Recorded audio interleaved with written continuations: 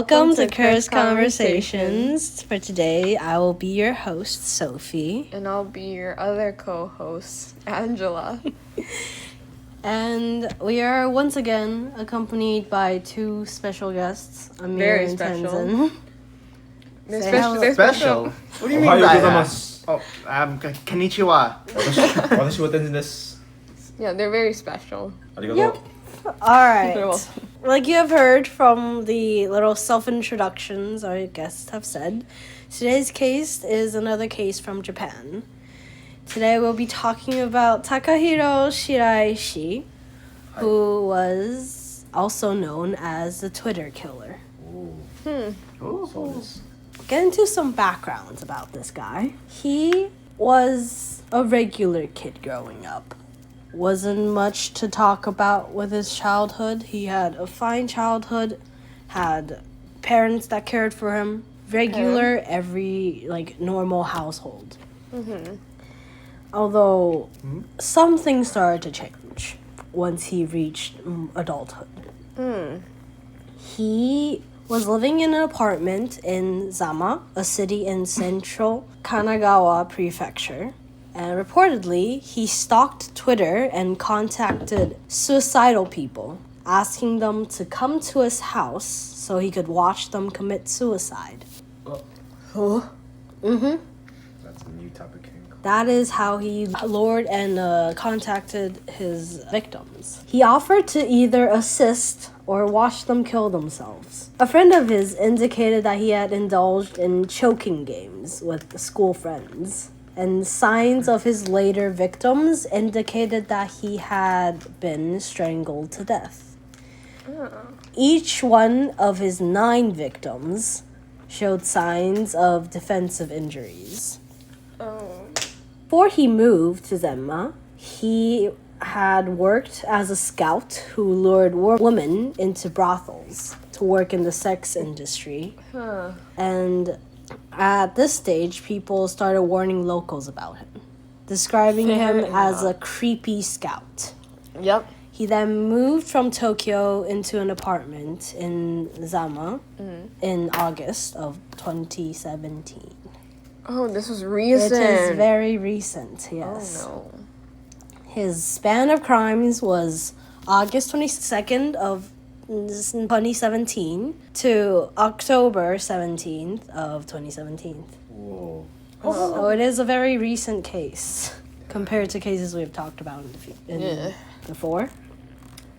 How the investigation and arrest really started was one of the missing woman's brothers started an investigation on his own to find his sister because police weren't really helping much. That's a good brother. They couldn't find any leads to get to his sister, so they couldn't do much. So the brother did his own investigation. And a woman known only as Yumi assisted him by contacting Shiraishi and setting up a fake appointment with him so that they would meet. They both involved the police, and police were then called to the apartment. The police arrived and asked where the missing woman was because it was clear indication that he was somewhat involved in this. So they tried to scope him out, saying, "Hey, there's a missing woman. Where is she?" Alright. Shiraishi indicated that she was in the freezer. Did not try to hide. She said she's in the freezer. Oh. Police found 9 dead bodies in the house, Holy crap. all of which had been dismembered. Oh. In 3 cooler boxes and 5 large storage boxes, police found heads, legs, and arms from his victims. Oh. And his neighbors later on came out that there were foul odors and smells of rotting flesh coming from his house. Oh. That's nasty. Shiraishi had also discarded various body parts and elements of his victims into his bin, which had been taken away in the recycled garbage. The 9 victims were 8 women and 1 man, all of whom were ages between 15 to 26. Oh. That's still young. Yeah. Shiraishi confirmed to killing and dismembering the 9 people. And before he committed the murders, he had told his father that his life had no meaning. He was in a state of depression and like a lot of mental issues were going on with him. But he was well aware of what he was doing. Shiraishi claimed that his motives was sexual acts. He wanted to use the victims' vulnerable states to manipulate and sexually assault them, fulfilling his fantasies and not having to worry about them denying his advances. It's nasty. He was ultimately put to trial, and on August 1st of 2020, he pled guilty to 9 murders. And on December 15th of 2020, he was sentenced to death. He indicated that he will not appeal his sentence, and up till now, he is still awaiting execution. Well, at least he was sentenced to death. His death sentence was finalized in January of 2021.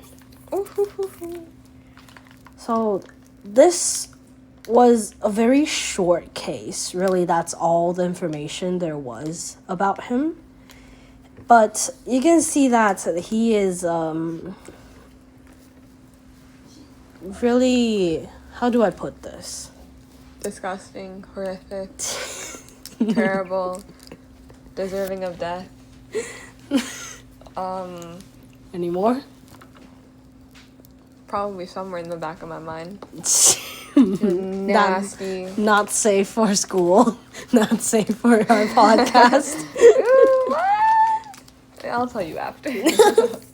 But definitely he would use people's vulnerabilities to manipulate them and kill them, because all of this started with Twitter, and because of this instance, Japanese media has really started to debate rather suicide talks should be that public in like everyday media. I mean, yeah. I think if it's like suicidal talks and people are like, yeah, you should do it, and it's you know, but because some people do try to find support online.